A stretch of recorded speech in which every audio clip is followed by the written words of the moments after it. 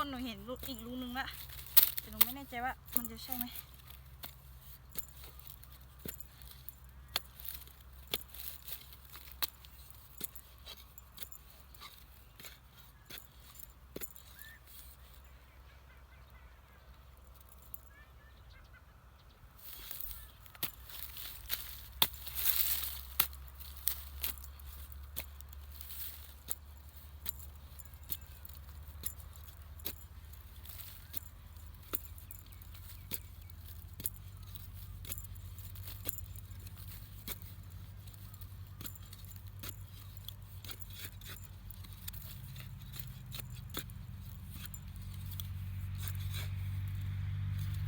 ใช่ไหมเนี่ย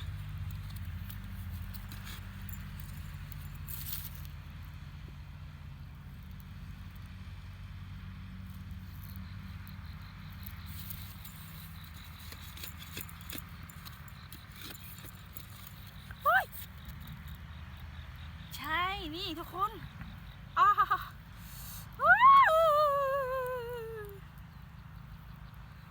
นี่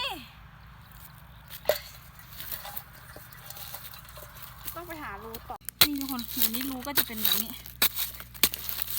ขุดรูนึงให้ดูเดี๋ยวนี้รูมันก็จะเป็นแบบนี้แล้วก็หายากด้วยปูมันจะไม่รูมันจะไม่มีเยอะเหมือนแต่ก่อนแล้ว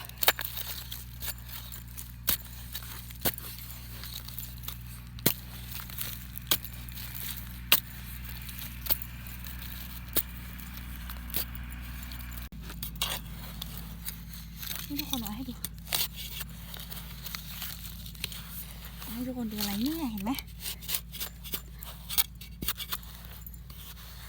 เห็นไหมปูหนูไหมคะเนี่ยนี่เห็นไหมนี่อุ้ยโอ้ยจำไม่ได้นี่ช่วงนี้ปูก็จะตุ้ยนิดนึง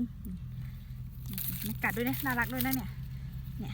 มันไม่กัดหนูด้วยนะคะมันไม่กัดหนูด้วยนะมันน่ารักหาลูกแม่เลยเดี๋ยวจะนี่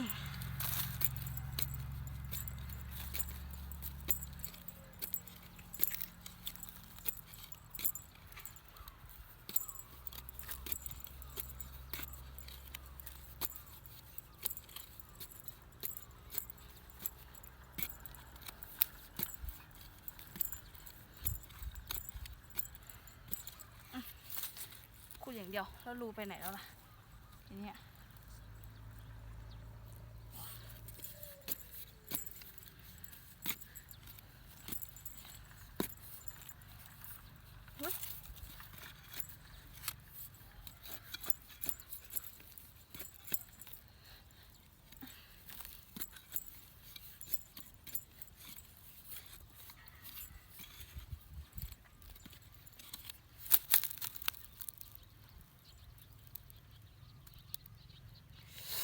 อยู่นี่ นี่เห็นไหม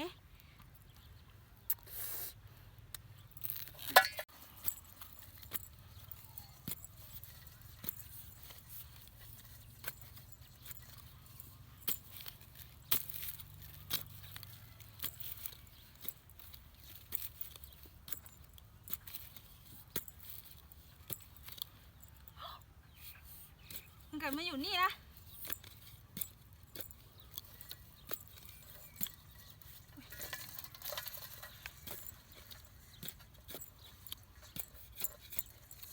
นี่ไงทุกคน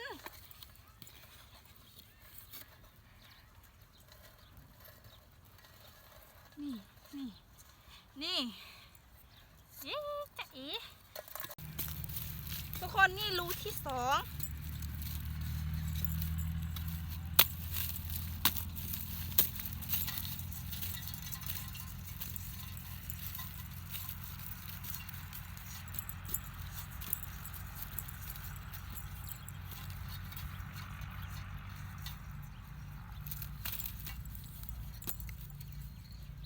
ช่วงนี้ก็ถือว่าหาปูยากนะคะเพราะว่ามันจะเป็นช่วงแรกแล้ว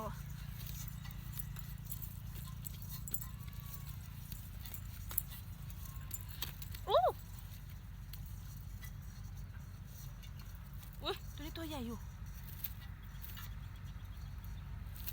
นี่แต่ว่าหนูทำโดนมันโอ้โหนี่เลื่อน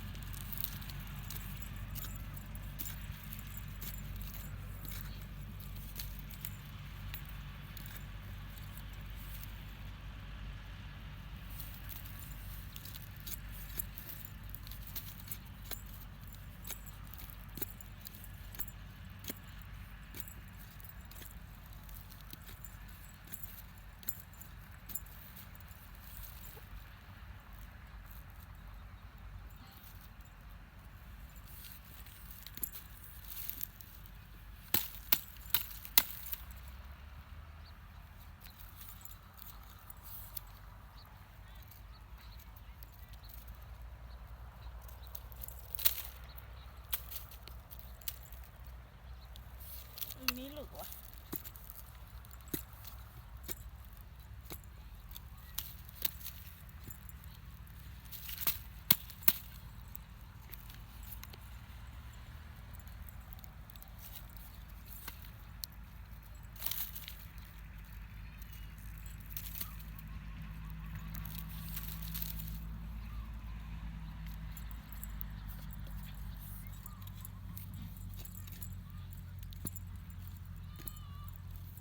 หนูไม่เนี่ยรู้เนี่ย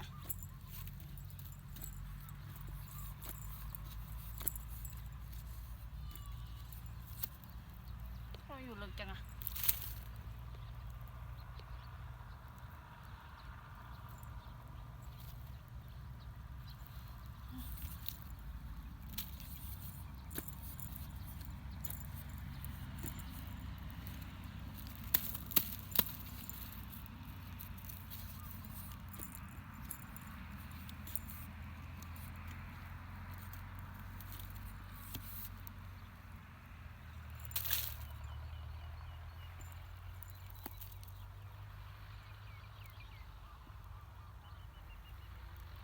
ไม่อยู่แล้วแหละเพราะมันลึกเกินนี่ทุกคนหนูเห็นรูนึงอยู่ตรงนี้มันคิดไปไหนวะอ๋อนี่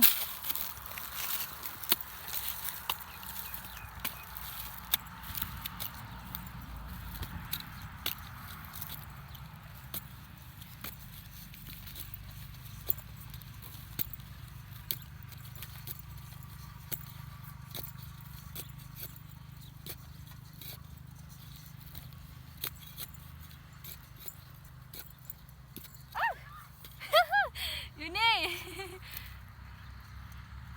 ตอนนี้หนูไม่ได้ยินไม่รู้สึกเจ็บเพลเหมือนตอนหนูไปตกปลาไม่รู้สึกเจ็บเพลเลยพอหนูกลับบ้านแล้วหนูค่อยรู้สึก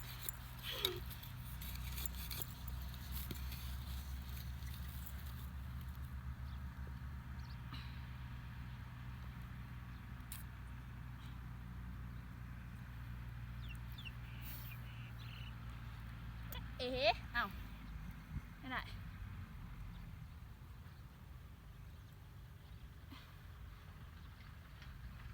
นี่ทุกคนเดี๋ยวให้ดูตัวปูหนูได้เยอะอยู่แล้วนะ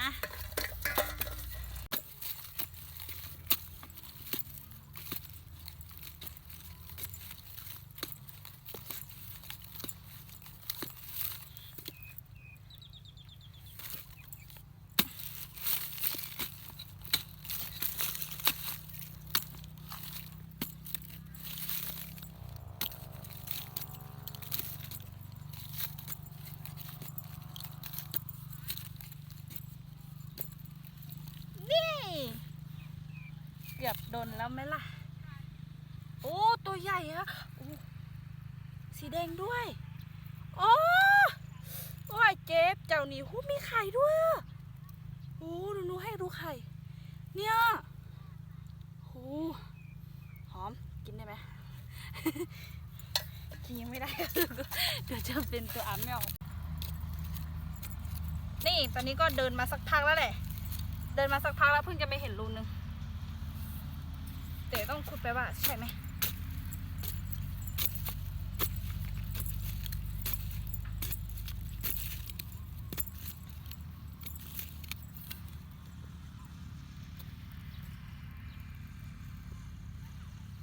โอ้ลึกอยู่นะเนี่ยเจ็บ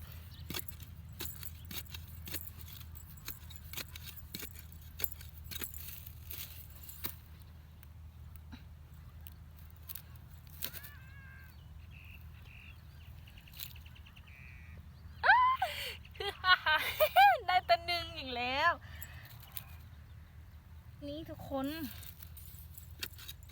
เดี๋ยวว่าอยู่เลยนี่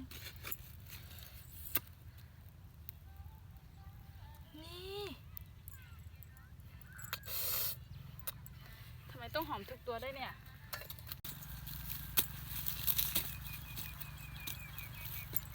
เห็นอีกแล้ว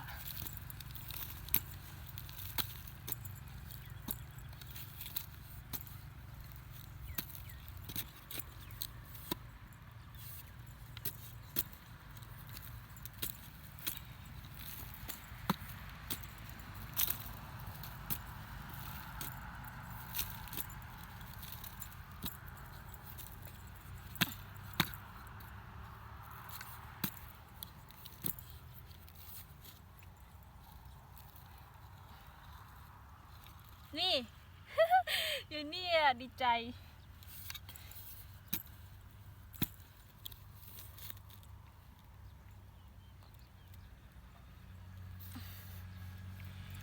โอ้ว้าวทุกคนดูไข่มันนี่โอ้นี่ทุกคนนี่คือสีมันไม่หอยด้วยเหรอยังไม่ตายนะเนี่ยไม่เห็นรู้นึงนี่หรอ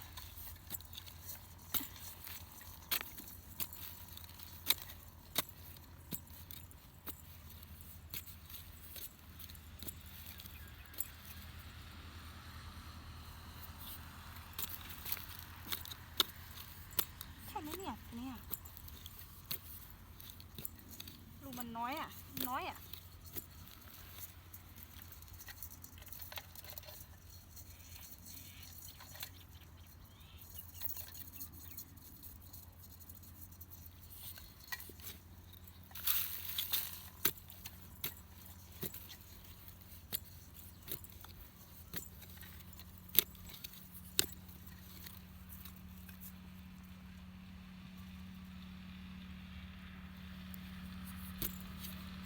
ไม่รู้ว่าใช่ไหมเดี๋ยวลองขุดไปดีกว่า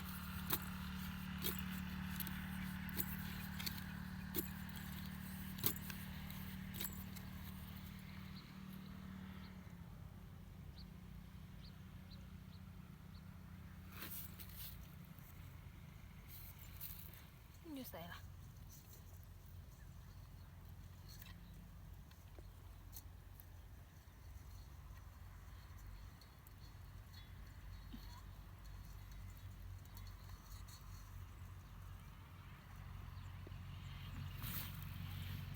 ไม่เห็น นี่นะคะทุกคนนี่คือปูที่ไข่เคือขุดได้มื้อนี้เด้ออยากบอกว่าเห็นได้เท่านี้จะว่าขุดยากอีหลีช่วงนี้มันไม่มีแล้วอะขุดยากอันนี้ก็จะเอาไปต้มแล้วก็จะกินกับส้มตำก็คือแซ่บไม่อยากคิดสภาพเลยโอ้เดี๋ยวพวกนี้หนูกินกับส้มตำให้ดูไปเด้อสบายทุกคนตอนนี้ก็ไปขุดปูกับบ้านแล้วเดี๋ยวก็จะมาเอาปลามานี่ดูก่อนติดไหมพี่เดี๋ยวให้ดูนะติดไหมอ๋อไม่ติดโอ้ยติดอุ้ยติดนี่มานี่โอ้ระวังโก๊ตอ่ะนี่โอ้โหมันจังวะมาปุ๊บได้ปั๊บประสานมันได้อยู่แล้วจัดการเองเทียบกันนี่หมด แน่นอนนะคะมาถึงปุ๊บได้แบบนี่ทุกคนดูดิโห3 โลได้แล้วเนี่ยใช่ไหม ใช่ นี่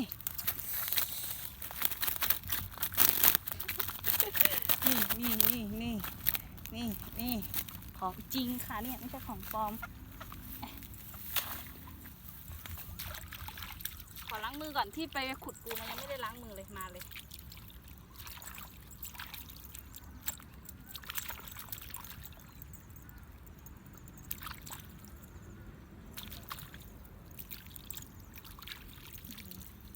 เดี๋ยวรออีกถ้าว่าติดหนูถ่ายให้ดูอีกนะคะนู่นปะตอนนี้ก็ต้มตัวกระปูอยู่ส่วนนี้ก็จะคือเมื่อเช้านี่มีคนคั่วไก่ให้กินดูใกล้ๆดิเป็นแต่แสบบอขอกินหมดได้ไหม ไม่เดี๋ยวหนูตักให้ดูหนูจะตัดไปกินกับตัวกระปูนี่โหอย่างเผ็ดเลยดูหน้าตาแล้วนี่เมื่อเช้านี่เรามีพ่อครัวคนใหม่คือสีแสบเนาะอันนี้ก็รอตัวกระปูเองรอให้มันสุกอันนี้ส่วนนี้ก็คือโคตรไก่ใส่กะเพราด้วยหอมนี่ทุกคนนี่ก็คือปลากระปูของเองนะคะนี่เลย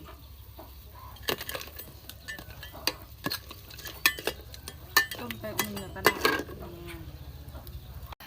สวัสดีค่ะทุกคนตอนนี้กินข้าวนะนี่คือกระปูจริง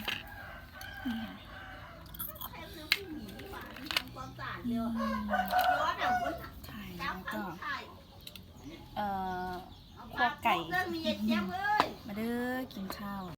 มาเด้อทุกคนมาเด้อกินข้าวเนี่ยก็จะกินกับคั่วไก่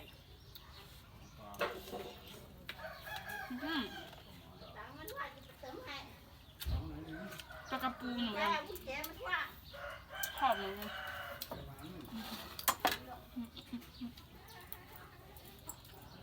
ไปไหน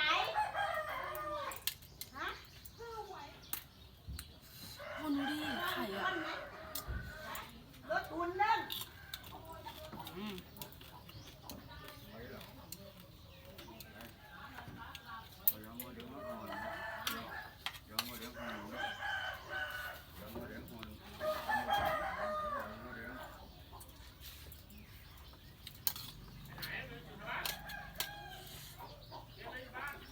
ไก่นี่ก็คือไก่ที่บ้านนี่แหละ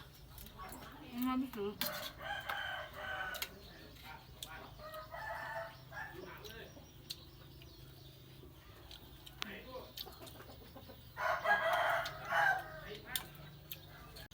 นี่ทุกคนตัวกระปูก็คือแบบตุ้ยมากดุยมันตุ้ยนี่เอามาให้ดูอุ้ยแขนขามันร่วงหมดเลยนี่เห็นไหมเนี่ยมันตุ้ยก็นี่ด้วยแขนขามันตกบนไหมโอ้อันนี้ภาษามงเขาเรียกตรงกีโคโคนี่เห็นไหมอุ้ยตกอ่ะไม่ได้กิน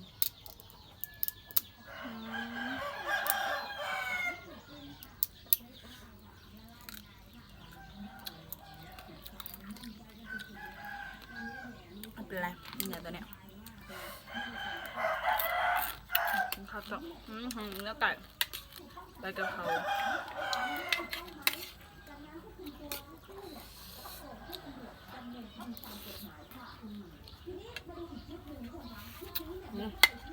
ขึ้นถบ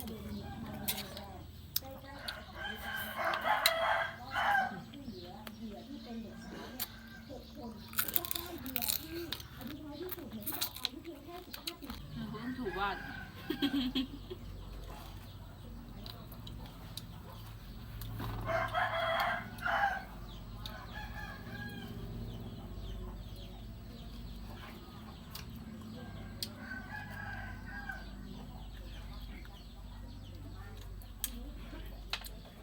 สุดย ยอกคนความเหนียว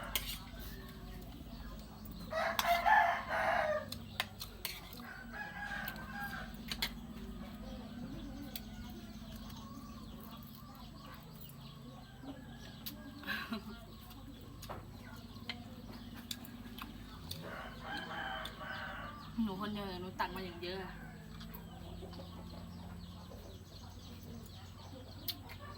ก็แข็งวะมันเป็นไก่เท่า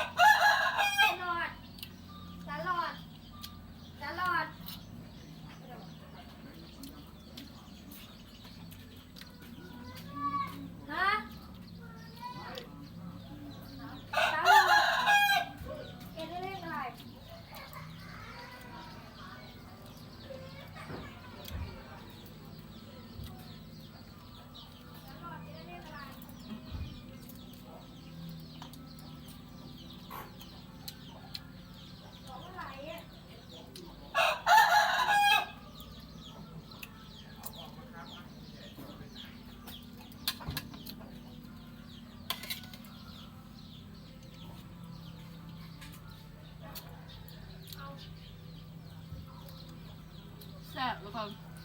แซ่บหลายจนมันไม่มีเวลาเบา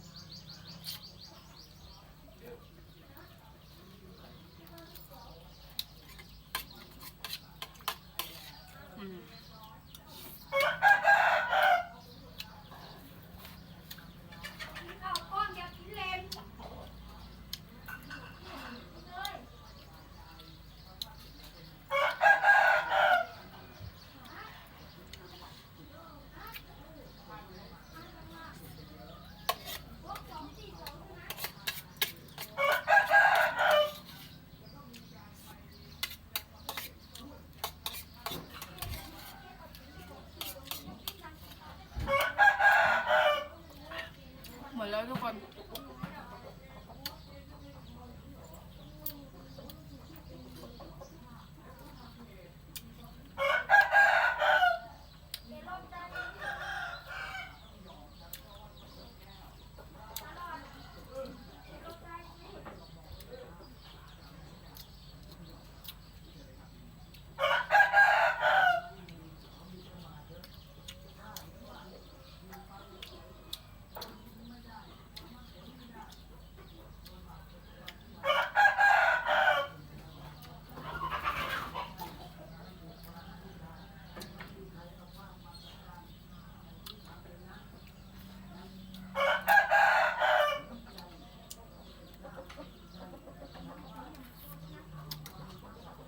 หมดแล้วบาย